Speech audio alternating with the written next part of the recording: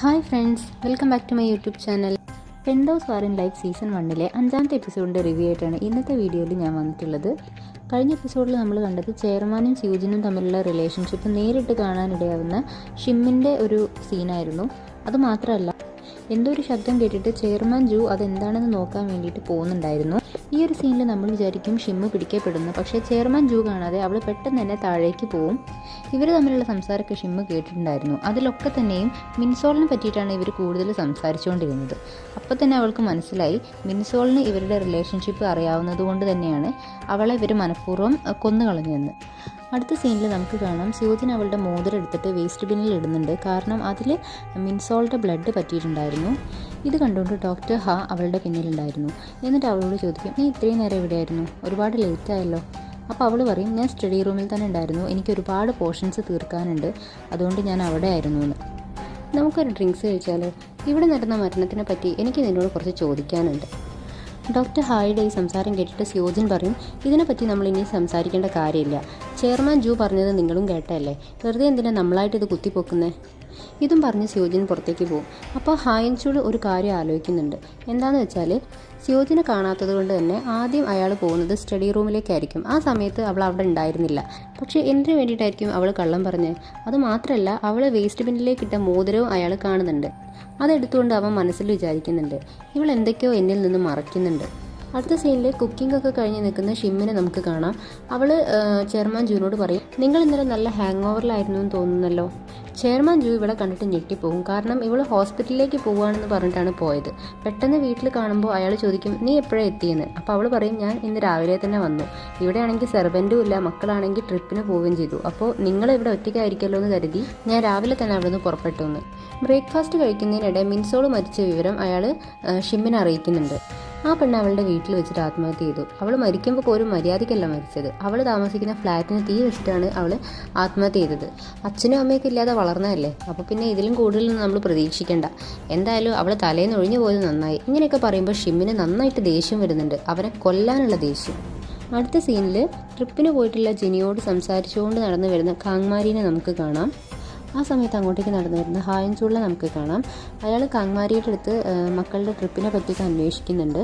അപ്പോഴാണ് കാങ്മാരിക്ക് ഒരു കാര്യം ഓർമ്മ വരിക. എന്താണെന്ന് വെച്ചാൽ, ഹേറ പാലസിൽ അന്ന് ഫംഗ്ഷൻ നടക്കുന്ന സമയത്ത് കാങ്മാരി അടിച്ച് ഫിറ്റായി വാൾ വെക്കാൻ വേണ്ടി ബാത്റൂമിലേക്ക് കയറി ചെല്ലുന്ന സമയത്ത് അവിടെ നമ്മുടെ ഹായൻചൂൾ ഉണ്ടാകും. അപ്പോൾ അയാൾ പറയും, മാഡം ഇത് ലേഡീസ് ബാത്റൂം അല്ല, ജെൻസിൻ്റെ ആണെന്ന്. അപ്പോൾ നമുക്ക് കാണാം ഹായൻചൂളിൻ്റെ കൈ നിറയെ ബ്ലഡായിരിക്കും. അതായിരിക്കും അവൻ കഴുകിക്കൊണ്ടിരിക്കുന്നത്. പെട്ടെന്ന് കാങ്മാരിക്ക് അത് ഓർമ്മ വരുമ്പോൾ കാങ്മാരി ചോദിക്കും, അന്ന് നിങ്ങൾ ബ്ലഡ് കഴുകുമായിരുന്നില്ലേ, നിങ്ങൾ എന്തിനാണ് അങ്ങനെ ചെയ്തത്? അപ്പോൾ അവൻ പറയും, അത് ബ്ലഡ് ആയിരുന്നില്ല, നിങ്ങൾ കണ്ടത് തെറ്റിപ്പോയതാണ്. എൻ്റെ കയ്യിൽ നിന്ന് കുറച്ച് വൈന് എൻ്റെ ദേഹത്തായിട്ടുണ്ടായിരുന്നു, അത് കഴുകാൻ വേണ്ടിയിട്ടാണ് ഞാൻ ബാത്റൂമിലേക്ക് പോയതെന്ന്. ഇതും പറഞ്ഞ് ഹായൻചൂൾ പെട്ടെന്ന് തന്നെ അവിടുന്ന് എസ്കേപ്പ് അടിക്കുന്നുണ്ട്. പിന്നെ ഈ സ്ത്രീ എന്തൊക്കെയാണോ കണ്ടെത്തുന്നത് പറഞ്ഞിട്ട്. അടുത്ത സീനിൽ മിൻസോളിൻ്റെ ദേഹത്തു നിന്ന് കിട്ടിയ പെൻഡ്രൈവ് ചെക്ക് ചെയ്യായിരിക്കും ഷിമ്മ്. എനിക്ക് ആദ്യമായി ഒരു ഫാമിലി ഉണ്ടായി എന്ന് പറഞ്ഞിട്ടുള്ള ഒരു നോട്ട് ഷിമ്മിൻ്റെ ശ്രദ്ധയിൽപ്പെടും. അതിൽ അവളെ അഡോപ്റ്റ് ചെയ്തിട്ടുള്ള പാരൻസിൻ്റെ കൂടെയുള്ള ഒരു പിക്ചറും ഉണ്ടാവും. മിൻസോളിനെ അഡോപ്റ്റ് ചെയ്തത് സ്റ്റേറ്റ്സിലേക്കാണ്. അവിടെയുള്ള കപ്പിൾസിന് വേണ്ടിയിട്ടാണ് ഇവളെ അഡോപ്റ്റ് ചെയ്തത്. അപ്പോൾ മിൻസോളിനെ കൊണ്ടുപോകുന്നത് നമ്മുടെ പൊളിറ്റീഷ്യനാണ്. അയാൾ അവൾക്ക് എല്ലാ കാര്യങ്ങളും പരിചയപ്പെടുത്തി കൊടുക്കുന്നുണ്ട്. ഇനി മുതൽ ഇവരാണ് നിൻ്റെ അച്ഛനും അമ്മയും, ഇതാണ് നിൻ്റെ വീട് എന്നൊക്കെ പറഞ്ഞിട്ട് വളരെ സ്നേഹത്തോടെയാണ് അവിടുത്തെ അച്ഛനും അമ്മയും അവളുടെ അടുത്ത് പെരുമാറുന്നതും. അവളുടെ ബർത്ത്ഡേ ഒക്കെ അവർ നന്നായിട്ട് സെലിബ്രേറ്റ് ചെയ്യുന്നുണ്ട്. ഒരുപാട് ഗിഫ്റ്റും കേക്കും പിന്നെ ഒരുപാട് ആളുകളൊക്കെ ആയിട്ട് ഗ്രാൻഡായിട്ട് തന്നെ സെലിബ്രേറ്റ് ചെയ്യുന്നുണ്ട്. ഇവളുടെ ഈ പാരൻസാണ് ഇവൾക്ക് മിൻസോൾ എന്നുള്ള പേര് മാറ്റി അന്നാലി എന്നുള്ള പേര് സജസ്റ്റ് ചെയ്യുന്നത്. ആ പേര് വെച്ചിട്ടാണ് അവൾ ഹേറ പാലസിലേക്ക് ട്യൂഷൻ എടുക്കാൻ വേണ്ടി ചെല്ലുന്നതും. ഇത്രയും നന്നായിട്ട് സ്നേഹിച്ചിട്ടും നോക്കിയിട്ടും ഒക്കെ പിന്നെ എന്തിനു വേണ്ടിയിട്ടായിരിക്കും മിൻസോളിനെ ഇവർ തിരിച്ചയച്ചതെന്ന സംശയം ഷിമ്മിൽ നന്നായിട്ടുണ്ടാവുന്നുണ്ട്. അടുത്ത ഭാഗം കാണിക്കുന്നത് ചിയോങ് കോളേജിലെ പാരൻസ് മീറ്റിംഗ് ആണ്. അവിടെ വെച്ച് എല്ലാവരും മിൻസോളിനെ പറ്റിയിട്ടാണ് സംസാരിക്കുന്നത്. വളരെ പാവപ്പെട്ട വീട്ടിലുള്ളൊരു അനാഥ പെൺകുട്ടിയാണ് അവൾ. അതുമാത്രമല്ല, ബാറിലൊക്കെ വർക്ക് ചെയ്തിട്ടുള്ളൊരു കുട്ടിയായിരുന്നു. അവൾക്ക് ഇവിടെ അഡ്മിഷൻ കൊടുത്തന്നെ വലിയൊരു തെറ്റാണ്. പക്ഷേ എന്തായാലും ആ കുട്ടി മരിച്ച സ്ഥിതിക്ക് ആ അഡ്മിഷൻ ബെറോണയ്ക്ക് പോയത് വളരെ നല്ലൊരു കാര്യമാണ്. ഇത് കേട്ടുകൊണ്ട് നമ്മുടെ ഓയോനി അവിടെ ഇരിക്കുന്നുണ്ടാവും. അവൾക്ക് മിൻസോളിനെ പറ്റി പറയുന്നതൊന്നും തീരെ ഇഷ്ടപ്പെടുന്നില്ല. അവൾ പറയും, ആ കുട്ടി ഒരുപാട് കഷ്ടപ്പെട്ടിട്ടുള്ള കുട്ടിയാണ്, അത് മാത്രമല്ല അവൾ മരിച്ചു പോയില്ലേ, ഇനി എന്തിനാണ് അവളെ പറ്റി സംസാരിക്കുന്നതെന്ന്. അപ്പോൾ ഇവരൊക്കെ ചോദിക്കും, നിങ്ങളുടെ മകൾക്കല്ലേ അവിടെ അഡ്മിഷൻ കിട്ടിയത്, അപ്പോൾ നിങ്ങൾ അവൾ മരിച്ചതിൽ സന്തോഷിക്കുകയല്ലേ ചെയ്യേണ്ടത് എന്നൊക്കെ ചോദിക്കുന്നുണ്ട്. വക്കീലിൻ്റെ അമ്മ ഒരു പ്രശസ്തിയായിട്ടുള്ള കുക്കായിരിക്കും. അതുകൊണ്ട് തന്നെ ഇവർ രണ്ടുപേരും അവരെ പിഴിഞ്ഞാണ് ജീവിക്കുന്നത്. അന്ന് രാത്രി തന്നെ വക്കീൽ നമ്മുടെ ഡോക്ടറിനെയും കൂട്ടിയിട്ട് മിൻസോളിൻ്റെ ഫ്ലാറ്റിലേക്ക് പോകുന്നുണ്ട്. ആ സമയത്ത് അവിടെ നമ്മുടെ ഷിമ്മും ഉണ്ടാവും. ഷിമ്മിനെ കണ്ട ഉടനെ ഇവർ മിൻസോളിൻ്റെ ഗോസ്റ്റാണെന്ന് കരുതിയിട്ട് പേടിച്ചോടും. മിൻസോളിൻ്റെ ഫ്ലാറ്റിൽ നിന്ന് അവൾ താഴേക്ക് പോകുന്ന സമയത്ത് അവിടെ വെച്ച് അവളുടെ പട്ടിക്കുഞ്ഞിനെ ഷിമ്മ് കാണാനിടയാവുന്നുണ്ട്. പട്ടിക്കുഞ്ഞാണെങ്കിൽ ഒരു സ്ഥലത്ത് മാത്രം നിന്ന് ഇങ്ങനെ പരിങ്ങി കളിക്കുന്നത് കാണും. അപ്പോൾ അവൾ അങ്ങോട്ട് ചെല്ലുന്ന സമയത്ത് അവിടെ ഒരു വില കൂടിയ വാച്ച് കിടക്കുന്നത് അവളുടെ ശ്രദ്ധയിൽപ്പെടും. ആ വാച്ച് വക്കീലിൻ്റെ ആണെന്ന് അവൾക്ക് മനസ്സിലാവുന്നുണ്ട്. അടുത്ത ഭാഗം കാണിക്കുന്നത് ഹെറ പാലസിലെ ഇറ്റാലിയൻ പ്രതിമയുടെ മുകളിലായിട്ട് ആരോ ഒരാൾ ബ്ലഡ് കൊണ്ട് മിൻസോളിൻ്റേത് ആത്മഹത്യയല്ല കൊലപാതകമാണ്, അതും ഹെറ പാലസിൽ വെച്ചിട്ടാണ് നടന്നതെന്ന് പറഞ്ഞിട്ട് ഒരു ഫ്ലെക്സ് തൂക്കിയിട്ടുള്ളത് കാണും.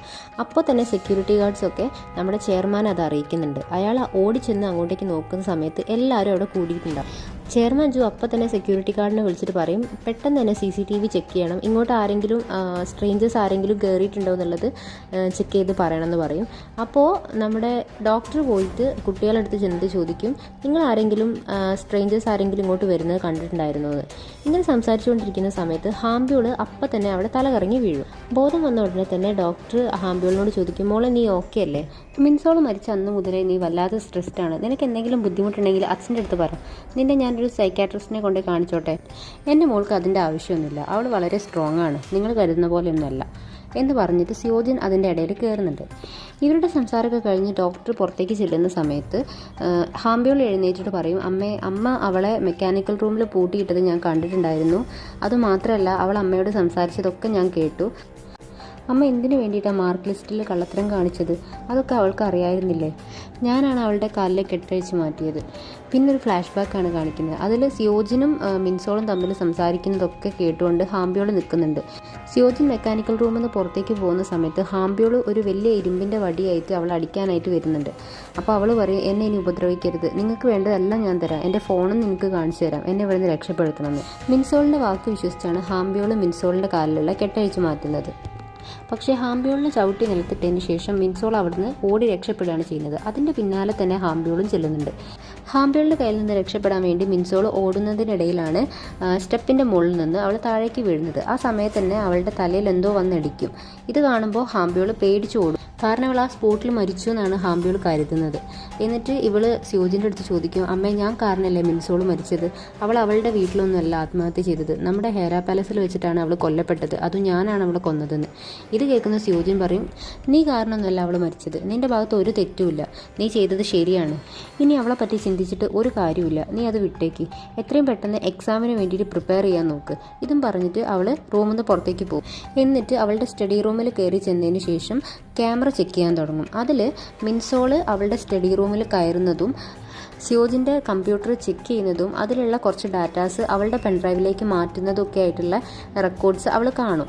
ഇത് കാണുന്ന സിയോജിൻ ആകെ ഷോക്കായി പോകും. കാരണം മാർക്ക് ലിസ്റ്റിൽ അവൾ കാണിച്ചിട്ടുള്ള എല്ലാ കള്ളത്തരങ്ങളും ഇപ്പോൾ മിൻസോളിൻ്റെ പെൻഡ്രൈവിലുണ്ട്. പക്ഷേ അവൾ മരിച്ചതാണ്, ഇനി ഞാൻ അതിനെപ്പറ്റി ചിന്തിക്കേണ്ട കാര്യമില്ല എന്നൊക്കെ പറഞ്ഞിട്ട് അവൾ അവളെ തന്നെ ഒന്ന് മോട്ടിവേറ്റ് ചെയ്യുന്നുണ്ട്. അടുത്ത സീനിൽ ചിയോങ് കോളേജിലേക്ക് ആദ്യമായിട്ട് ക്ലാസ് അറ്റൻഡ് ചെയ്യാൻ വേണ്ടി വരുന്ന ബെറോണിനെ നമുക്ക് കാണാൻ പറ്റും. ഇവിടെ ഇപ്പോൾ മിൻഹ്യൂക്കും യൂജിനിയും കൂടെ അവളെ നന്നായിട്ട് കളിയാക്കുന്നുണ്ട്. അവർ മാത്രമല്ല ബാക്കി ക്ലാസ്സിലുള്ള കുട്ടികളൊക്കെ അവളെ നന്നായിട്ട് കളിയാക്കുന്നുണ്ട്. നീ വെയിറ്റിംഗ് ലിസ്റ്റ് അല്ലായിരുന്നോ? നിനക്ക് നല്ല തൊലിക്കട്ടിയാണല്ലേ ക്ലാസ്സിലേക്ക് കയറി വരാൻ? നീ പാവപ്പെട്ട വീട്ടിലെ കുട്ടിയല്ലേ? ഇങ്ങനെയൊക്കെ പറഞ്ഞിട്ടായിരുന്നു അവളെ കളിയാക്കിക്കൊണ്ടിരുന്നത്. അപ്പോൾ സുക്കൂൻ പറയും, ഇവളെ എന്തൊക്കെ പറഞ്ഞാലും കാണാനൊക്കെ കൊള്ളാമെന്ന്. ഇത് കേൾക്കുമ്പോൾ ഹാംബ്യോളിനും അതുപോലെ ജനിക്കൊന്നും തീരെ ഇഷ്ടപ്പെടുന്നില്ല. ഇവൻ്റെ കണ്ണിലെന്താ, എന്തെങ്കിലും പ്രശ്നമുണ്ടോ? ഇങ്ങനെയൊക്കെ അവർ ചിന്തിക്കുന്നുണ്ട്. പെട്ടെന്ന് സൊക്യോങ് അങ്ങോട്ടേക്ക് വന്നിട്ട് അവൾക്ക് കൈ കൊടുക്കും. എന്നിട്ട് പറയും, കഴിഞ്ഞതൊക്കെ കഴിഞ്ഞില്ലേ, ഇനി നമ്മൾ ഫ്രണ്ട്സ് ആയിരിക്കാം. ഇങ്ങനെ പറഞ്ഞിരിക്കുമ്പോഴായിരിക്കും അവരുടെ എല്ലാവരുടെയും ഫോണിലേക്ക് പെട്ടെന്നൊരു മെസ്സേജ് വരുന്നത്. മിൻസോൾ ആത്മഹത്യ ചെയ്തതല്ല, അവളെ ആരോ കൊന്നതാണ്. ഇതാണ് ആ മെസ്സേജ്. ഇത് കണ്ട ഉടനെ ഇവരെല്ലാവരും ഞെട്ടിപ്പോകും. അപ്പോഴേക്കും ഹെറ പാലസിൽ ഒരു മീറ്റിംഗ് തന്നെ വെച്ചിട്ടുണ്ടാവും. ഇവരുടെ എല്ലാവരുടെയും പേടി എന്താണെന്ന് വെച്ചാൽ അവരുടെ മക്കളുടെ ഫ്യൂച്ചർ നശിച്ചു പോകുമോ, മിൻസോളിനെ ടോർച്ചർ ചെയ്തുകൊണ്ടിരുന്ന കുട്ടികൾ ഇവരാണ്. ഇതൊക്കെ പുറം ലോകം അറിഞ്ഞു കഴിഞ്ഞാൽ കുട്ടികളുടെ പഠിപ്പിനെയും അവരുടെ ജീവിതത്തിനെ തന്നെ ഇത് വല്ലാതെ ബാധിക്കും. ഇതായിരുന്നു എല്ലാവരുടെയും പേടി. അപ്പോഴാണ് സിയോജിൻ അങ്ങോട്ട് വന്നിട്ട് പറയുന്നത്, നിങ്ങൾ ആരും പേടിക്കണ്ട, എൻ്റെ അടുത്ത് നല്ലൊരു ഐഡിയ ഉണ്ട്. നമുക്ക് ഈ ഒരു കുറ്റം ഓയോനിയുടെ തലയിൽ വെച്ചു കൊടുക്കാം. എന്താണെന്ന് വെച്ചാൽ അവൾ കുറച്ച് ദിവസം മുന്നേ വരെ ഞങ്ങളുടെ സ്കൂൾ പ്രിൻസിപ്പളിനെ വന്നിട്ട് ശല്യം ചെയ്തിട്ടുണ്ടായിരുന്നു. അവളുടെ മകൾക്ക് അവിടെ ഒരു സ്ലോട്ട് കിട്ടുമെന്ന് അറിയാൻ വേണ്ടിയിട്ട്. അതുമാത്രമല്ല അഡ്മിഷൻ കിട്ടിയ കുട്ടികളുടെ ഡീറ്റെയിൽസും അവൾ ചോദിച്ചിട്ടുണ്ടായിരുന്നു. അപ്പോൾ ഇതൊക്കെ വെച്ചിട്ട് നമുക്കൊരു അജ്ഞാത കത്ത് എഴുതിയിട്ട് അവളുടെ പേരിൽ എന്ത് ചെയ്യാം, ഈ കുറ്റം നമുക്ക് ചാർത്തി കൊടുക്കാം. ഇതായിരുന്നു ഇവരുടെ പ്ലാൻ. പക്ഷേ ഇത് കേട്ടുകൊണ്ടിരുന്ന ഡോക്ടർ ഹായൻചൂളിന് ഇതൊന്നും ഇഷ്ടപ്പെടുന്നില്ല. അടുത്ത സീനിൽ ചെയർമാൻ ജു മേയറിനെ തൻ്റെ വീട്ടിലേക്ക് ക്ഷണിച്ചിരിക്കുകയാണ്. എന്തിനാന്ന് വെച്ചാൽ കൈക്കൂലി കൊടുത്തിട്ട് അയാളെ സ്വാധീനിക്കാൻ വേണ്ടിയിട്ട്. അയാൾ അതിൽ വീഴുന്നുമുണ്ട്.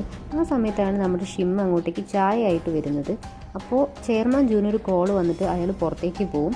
ആ സമയത്ത് ഷിമ്മിനോട് മേയർ ചോദിക്കും, നിങ്ങൾ എന്തിനാണ് മിൻസോളിൻ്റെ പിന്നാലെ നടക്കുന്നത്? അവളൊരു അനാഥ കുട്ടിയല്ലേ, പിന്നെ എന്തിനാണ് അവളുടെ കാര്യത്തിൽ നിങ്ങൾക്ക് ഇത്ര ഇൻട്രസ്റ്റ്? കാര്യം എന്താണെന്നൊക്കെ എനിക്ക് നന്നായിട്ട് അറിയാം. അത് ഞാൻ ഇവിടുത്തെ ചെയർമാനോട് പറഞ്ഞു കഴിഞ്ഞാൽ നിങ്ങളുടെ അവസ്ഥ എന്താണെന്ന് എനിക്ക് നന്നായിട്ട് ഊഹിക്കാൻ പറ്റുന്നുണ്ട്. അതുകൊണ്ട് നിങ്ങൾക്ക് എൻ്റെ ഹെൽപ്പ് എപ്പോഴെങ്കിലും വേണ്ടി വരും. നിങ്ങൾ എൻ്റെ നമ്പർ നിങ്ങളുടെ കയ്യിൽ സൂക്ഷിച്ചോളൂ. ഇതും പറഞ്ഞിട്ട് അയാളുടെ വിസിറ്റിംഗ് കാർഡ് എടുത്തിട്ട് അവളുടെ കയ്യിൽ മനഃപൂർവ്വം അയാൾ വെച്ച് കൊടുക്കുന്നുണ്ട്. പക്ഷേ അവൾക്കപ്പോൾ അയാളോട് ദേഷ്യം വരികയാണ് ചെയ്യുന്നത്. കാരണം മിൻസോളിനെ പറ്റിയിട്ടുള്ള എല്ലാ കാര്യങ്ങളും ഇയാൾക്ക് നന്നായിട്ട് അറിയാം. പക്ഷേ ഒന്നും അറിയാത്ത പോലെ ഇവളെ ഭീഷണിപ്പെടുത്തുകയാണ് ഇയാൾ ചെയ്യുന്നത്. ഇപ്പോൾ ചിയോങ് കോളേജിലൊരു മീറ്റിംഗ് വെച്ചിട്ടുണ്ട്. എന്താ കാര്യം എന്ന് വെച്ചാൽ ആ കോളേജിലേക്ക് ഒരു കത്ത് വന്നിട്ടുണ്ട്. ആ കത്തിൽ പറയുന്നത് വെയിറ്റിംഗ് ലിസ്റ്റ് നമ്പർ 1 ആയിട്ടുള്ള, അതായത് നമ്മുടെ ബെറോണയുടെ അമ്മയെ പറ്റിയിട്ട്. അവരാണ് മിൻസോളിനെ ടോർച്ചർ ചെയ്തുകൊണ്ടിരുന്നത്. അവളൊരു പാവപ്പെട്ട വീട്ടിലെ കുട്ടിയായിരുന്നു, അനാഥയായിരുന്നു. ഇതൊക്കെ അറിഞ്ഞുകൊണ്ട് അവളെ മനഃപൂർവ്വം ടോർച്ചർ ചെയ്യുകയും അവളെ കൊലപ്പെടുത്തുകയും ചെയ്തത് ഓയോനിയാണെന്ന് പറഞ്ഞിട്ടായിരുന്നു ആ കത്ത്. പക്ഷേ ഓയോനി ഒരിക്കലും സമ്മതിച്ചു കൊടുക്കുന്നില്ല. അവൾ പറയുന്നുണ്ട്, ഞാൻ ഒരിക്കലും അങ്ങനെ ചെയ്തിട്ടില്ല, ഞാൻ ആ കുട്ടിയെ ഹെൽപ്പ് ചെയ്തിട്ടേ ഉള്ളൂ, എനിക്ക് ആ കുട്ടിയെ ഒരിക്കലും കൊല്ലാൻ സാധിക്കില്ല എന്നൊക്കെ പറഞ്ഞിട്ട് ഇവളെ നിരപരാധിത്വം തെളിയിക്കാൻ നോക്കുന്നുണ്ട്. പക്ഷേ തെളിവുകളൊക്കെ അവൾക്കെതിരായിരുന്നു. അവിടെ വെച്ച് പിന്നെ കാണിക്കുന്നത് ഒരു ഫ്ലാഷ് ബാക്കാണ്. എന്താണെന്ന് വെച്ചാൽ ഓയോനി നമ്മുടെ മിൻസോളിനെ ഫോളോ ചെയ്തിട്ട് പോയിട്ടുണ്ടായിരുന്നില്ലേ അവളുടെ വർക്ക് പ്ലേസിലേക്ക്. ആ സമയത്ത് അവിടെയുള്ള ഓണർ അവളോട് മോശമായിട്ട് സംസാരിക്കുന്നുണ്ട്. അതെന്താണെന്ന് വെച്ചാൽ ഇവൾ പാത്രം കഴുകുന്നതിനിടെ കുറച്ച് പ്ലേറ്റ് നിലത്ത് വീണ് പൊട്ടും. അപ്പോൾ അയാൾ പറയും, ഞാൻ എന്തായാലും നിനക്ക് അടുത്ത മാസം സാലറി തരാൻ ഉദ്ദേശിക്കുന്നില്ല എന്ന്. അപ്പോൾ ഇവൾ പറയുന്നുണ്ട്, എനിക്ക് അടുത്ത മാസം എന്തായാലും സാലറി കിട്ടിയേ പറ്റൂ, കാരണം ഈ മാസവും നിങ്ങൾ തന്നിട്ടില്ല, അടുത്ത മാസമെങ്കിലും എനിക്ക് തരണം എന്നൊക്കെ പറഞ്ഞിട്ട് അവൾ ഒരുപാട് അയാളോട് കെഞ്ചുന്നുണ്ട്. അയാൾ മിൻസോളിനെ ഉപദ്രവിക്കാൻ പോകുന്ന സമയത്ത് ഓയോനി തടഞ്ഞു നിർത്തും. എന്നിട്ട് പറയും, ഞാൻ എന്തായാലും നിങ്ങളുടെ പേരിൽ കേസ് കൊടുക്കും, കാരണം ഇവളൊരു കൊച്ചുകുട്ടിയല്ലേ, എന്നിട്ട് നിങ്ങൾ ഇത്രത്തോനെ ഭാരമുള്ള ജോലി അവളെ കൊണ്ട് എടുപ്പിക്കുന്നതും പോരാ അവളെ ഉപദ്രവിക്കുകയും ചെയ്യുകയാണോ, അവൾക്ക് സാലറിയും കൊടുക്കുന്നില്ല. അപ്പോൾ ഇയാൾ ചോദിക്കും, ഇതൊക്കെ ചോദിക്കാൻ നീ ആരാണ്? ഞാൻ അവളുടെ അമ്മയാണെന്നും പറഞ്ഞിട്ട് ഇവളുടെ കൈയും പിടിച്ച് ഓയോനി അവിടുന്ന് ഇറങ്ങി നടക്കും. എന്നിട്ട് അവളോട് പറയും, സോറി മോളെ, ഞാൻ കാരണം നിൻ്റെ ജോലി പോയില്ലേന്ന്. അപ്പോൾ അവൾക്ക് പ്രത്യേകിച്ചൊന്നും തോന്നിയില്ല, കാരണം ആദ്യമായിട്ടാണ് അവളോട് ഇത്രയും നന്നായിട്ടൊരാൾ സ്നേഹത്തോടെ പെരുമാറുന്നത്. എനിക്ക് നിൻ്റെ അതേ പ്രായത്തിലുള്ളൊരു മകളുണ്ട്, അതുകൊണ്ട് തന്നെ നിൻ്റെ ബുദ്ധിമുട്ട് എനിക്ക് നന്നായിട്ട് മനസ്സിലാവും, നീ ഈ പൈസ വാങ്ങണമെന്ന് പറഞ്ഞിട്ട് കുറച്ച് ക്യാഷും അവൾക്ക് കൊടുക്കുന്നുണ്ട്. ഇവൾ സംസാരിച്ചുകൊണ്ടിരിക്കുന്ന സമയത്ത് സിയോജിൻ അവളുടെ കയ്യിലൊരു ബാൻഡേഡ് കാണും. എന്നിട്ട് ചോദിക്കും, നിങ്ങളുടെ കൈക്ക് എന്ത് പറ്റി, എങ്ങനെയാണ് നിങ്ങളുടെ കൈ മുറിഞ്ഞത്, നിങ്ങൾ അന്ന് ആ സംഭവം നടക്കുമ്പോൾ എവിടെയായിരുന്നു, ഇങ്ങനെയൊക്കെ ഒരുപാട് ക്വസ്റ്റ്യൻസ് ചോദിക്കും. അപ്പോൾ അവൾക്കൊന്നും തന്നെ ഓർമ്മയുണ്ടാവില്ല, കാരണം അവൾ അന്നത്തെ ദിവസം നന്നായിട്ട് മദ്യപിച്ചിട്ടുണ്ടായിരുന്നു. അപ്പോൾ ചെയർമാൻ ജൂ പറയും, ഇനി നമ്മൾ ഇവളോട് സംസാരിച്ചിട്ട് കാര്യമില്ല, നമുക്ക് പോലീസിനെ വിളിക്കാം, അതാണ് ഏറ്റവും നല്ലത്. അതുമാത്രമല്ല ഇവളുടെ മകളുടെ അഡ്മിഷന് നമ്മളിവിടെ ഹോൾഡ് ചെയ്ത് വെച്ചേ പറ്റൂ, നമ്മുടെ മക്കൾ ഈ സ്കൂളിലല്ലേ പഠിക്കുന്നത്. അപ്പോഴേക്കും ഡോക്ടർ ഹായൻചൂൾ വന്നിട്ട് പറയും, ഇവൾ ഒരു തെറ്റും ചെയ്തിട്ടില്ല, കാരണം അന്നത്തെ ദിവസം ഇവൾ മദ്യപിച്ചിട്ട് ഹെയറ പാലസിലുണ്ടായിരുന്നു, എന്നെ കാണാൻ വേണ്ടി അവൾ അങ്ങോട്ടേക്ക് വന്നിട്ടുണ്ടായിരുന്നു എന്ന്. ഇത് കേട്ടിട്ട് സ്യൂജിനൊക്കെ ഞെട്ടി നിൽക്കും, കാരണം ഇവരുടെ എല്ലാവരുടെയും പ്ലാനാണ് ഇപ്പോൾ ഹായൻചൂട് ഒറ്റ നിമിഷം കൊണ്ട് തകർത്തെറിയാൻ പോകുന്നത്. അന്നത്തെ ദിവസം ശരിക്കും എന്താ സംഭവിച്ചതെന്ന് വെച്ചാൽ, കുടിച്ച് ബോധമില്ലാതെ ഹെയറ പാലസിലേക്ക് ഓയോനി വരുന്നുണ്ട്. എന്തിനാന്ന് വെച്ചാൽ സ്യൂജിനോട് പകരം വീട്ടാനായിരിക്കും അവൾ വരുന്നത്, അവളുടെ മകൾക്ക് മനഃപൂർവ്വം കോളേജിൽ അഡ്മിഷൻ കൊടുക്കാത്തതിൻ്റെ പേരിൽ.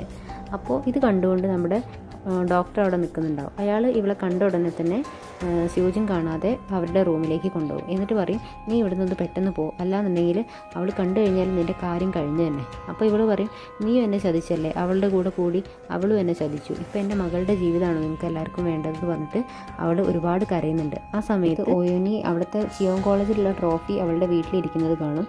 ആ ട്രോഫി എടുത്തുകൊണ്ട് അവിടെയുള്ള ഫോട്ടോസൊക്കെ അവൾ മനഃപൂർവ്വം അടിച്ചു പൊട്ടിക്കും. ആ സമയത്ത് അവളുടെ കയ്യിലേക്ക് ചില്ല് കയറിയിട്ടാണ് ബ്ലഡ് വരുന്നത്.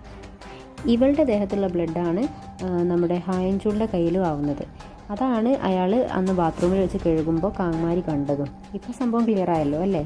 സ്യൂജിൻ്റെ മുന്നിൽ വെച്ചിട്ട് ഓയോനിനെ ഹെൽപ്പ് ചെയ്ത ഡോക്ടർ അവസ്ഥ പിന്നെ പറയേണ്ട ആവശ്യമില്ലല്ലോ, അവൾ കണക്കിന് കൊടുക്കുന്നുണ്ട്. സ്യൂജിൻ്റെ സംസാരത്തിൽ നിന്ന് നമുക്ക് മനസ്സിലാക്കാം ഓയോനി എന്ന് പറയുന്നത് ഡോക്ടറിൻ്റെ ആദ്യത്തെ ലവ് ആയിരിക്കും. അടുത്ത ഭാഗം കാണിക്കുന്നത് ഓയോനി ഒരു ന്യൂസ് ചാനൽ കണ്ടുകൊണ്ടിരിക്കുന്നതായിട്ടായിരിക്കും.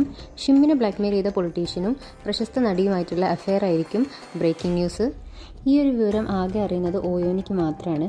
അതുകൊണ്ട് തന്നെ ഇയാളെ പണ്ട് ഇവൾ ബ്ലാക്ക്മെയിൽ ചെയ്തിട്ട് ക്യാഷ് വാങ്ങിച്ചിട്ടുമുണ്ട് അവളുടെ മകൾക്ക് സ്കൂളിൽ പഠിക്കാൻ വേണ്ടിയിട്ട്.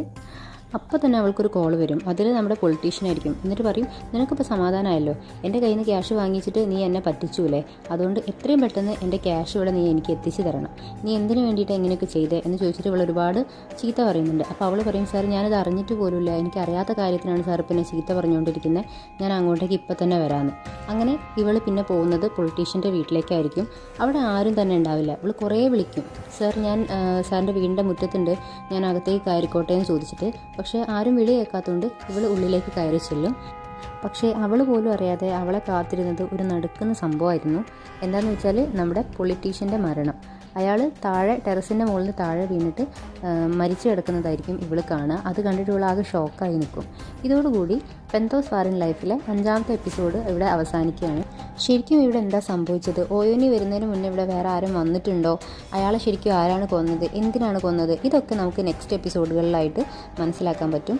അപ്പോൾ അടുത്ത വീഡിയോ ആയിട്ട് ഞാൻ പെട്ടെന്ന് തന്നെ വരുന്നതായിരിക്കും. എല്ലാവരും വെയിറ്റ് ചെയ്തിരിക്കുക. അപ്പോൾ love you, take care and by.